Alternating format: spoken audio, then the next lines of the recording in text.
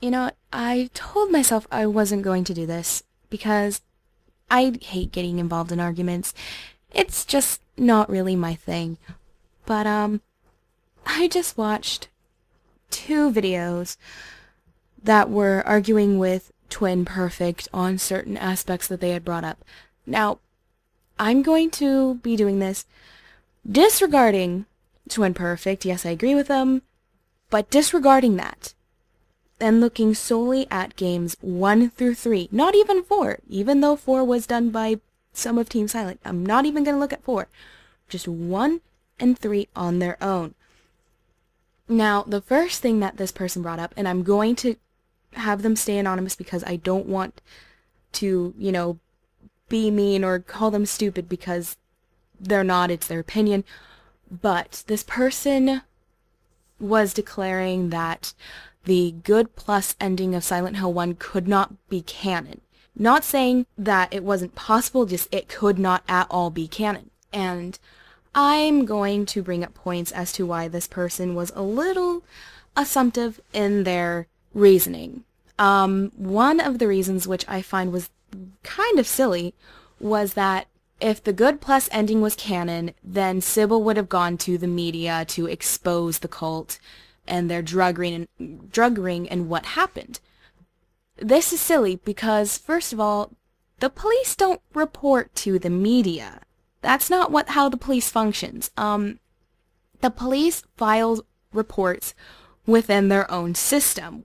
Whether that is made public is up to the hierarchy of the police department. In this case, I think that Sybil probably wouldn't have said anything. She probably would have been in fear for her life. I mean, you don't just go out to the media and report, yeah, by the way, there's something screwy going on with Silent Hill, things went all metally, there were monsters everywhere. People in general are gonna think you're crazy, even if you have, say, Harry Mason to back you up. So something like that Sybil probably would not have reported, seeing as how they hadn't had any leads in terms of the investigation anyways, other than they knew it was happening. She probably would have left it at that. Because, in other words, it seemed like the drug ring had pretty much died out anyway. I mean, it may still be going on, but it seemed for the most part that it had pretty much died. I may be wrong on that, but point is, Sybil probably would not have reported seeing monsters and demonic god beings. I don't think she would have reported that. And also, who's not to say that as soon as she left Silent Hill that she died? I mean, she could have died leaving Silent Hill after she parted with Harry. She could have died somewhere in between 1 and 3. For all we know, maybe she didn't even die. We don't know what happens because it's been left ambiguous. Basically, my point is that the good plus and the good ending could be canon. Both of them together equally. 'Cause what happens to Sybil does not matter. The only point of her being there is that she is someone that Harry can talk to, so we're not, left to our own devices to figure things out. Sorry about that, that's my timer. The whole thing with throwing the red liquid onto Sybil and knowing how to do that, I don't really think that's important, because with either ending, you're not going to be leaving Silent Hill with the Aglophidus. So, yeah. I'm pretty sure that once Harry got out of Silent Hill with Baby Heather, that he would have gone into hiding and done his research. He probably wanted a backup failsafe plan. So, again, that just leads to the conclusion that either or are the canon ending. Yeah. So, also, the second one was with the boiler explosion. Now, the person who I watched their videos for this, their argument was that because it was not in the official art, and because Silent Hill Origins says differently, that the boiler explosion could not have happened, and that's a little on the silly side. Again, excluding Origins, not because it's not canon. Actually, hold on. Technically, Silent Hill Origins isn't canon. And not because it's not made by Konami. I mean, even if Konami had published it, it still completely contradicts the original. Now, I'm going to give an example because I know a lot of people are like, oh, it's canon because it's Konami. I'm going to quickly bring up an example. I absolutely am in love with the Phantom of the Opera. Absolutely in love with it.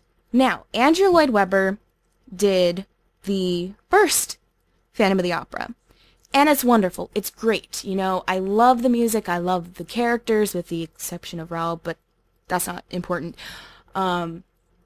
It's really, really good. Then a few years ago, he did Love Never Dies, which is a sequel to Phantom of the Opera by Andrew Lloyd Webber. Love Never Dies is not canon because it's not the same characters. It is the same characters, only in name, but in personality, they are not the same characters. This is kind of the same thing here with Konami. Because Konami published it does not mean that it's canon. Maybe it should be accepted as canon, but story-wise it's not, because it's just going back and contradicting number one. Number one was setting the story for what happened, so I can't sit here and say that Silent Hill Origins is correcting the information from Silent Hill 1, because Silent Hill 1 was made without Origins. So therefore, when it comes to the fire, then I'm going to go off the information that is given in Silent Hill 1. And the information given in Silent Hill 1 is that the boiler explosion was an accident. And the person who was also doing the video mentioned, I don't know if the person meant it to be correct or if it was just an error in speaking, because I know I do that all the time.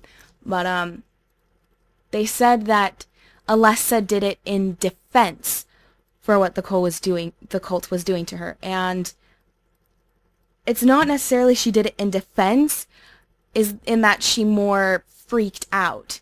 You know that moment when you're just in a complete panic and you don't know what you're doing, and then all of a sudden you like knock into something and it falls over?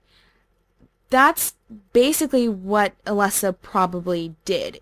She was just freaking out inside so bad that she accidentally made the boiler explosion happen. And, you know, the whole fire being part of the ritual to impregnate Alessa, I mostly don't understand why that would be important to burn her to the point of death and then keep her alive on magical support to incubate the god. I don't know that Dahlia was really that cruel. I mean, why would you want to kill someone if they're doing something really important for you and you're going to want to make sure that this person, you know, stays alive because, gosh, you need them, and then put them to the point where they could die? That doesn't really make a whole lot of sense. I mean, personally, I believe that the boiler explosion was a complete accident. And that's what happened. Whether it happened in the basement, whether it happened anywhere in the house, is really not that important and really not that relevant. The fact that the explosion happened that caused the house to burn down with Alessa in it, the fact that Alessa got burned in the first place, that is what's relevant. You know, I think I'm done ranting. I'm sorry. It's just, I told myself I wasn't going to do this because I generally do not like getting involved in arguments. But, you know, there's always that point where you just have to. And this is what I did, and I'm sorry if I wasted your time. If you want to write a nasty comment below, I'm sorry that I've upset you or offended you. You know, I'm just speaking my mind like everyone else. If you don't agree with me, fine, you know. Sure, go ahead, write something nasty. I'll probably respond. I may just delete it. I don't know, whatever I feel like. So, thank you for listening, and I will catch you all later. Goodbye!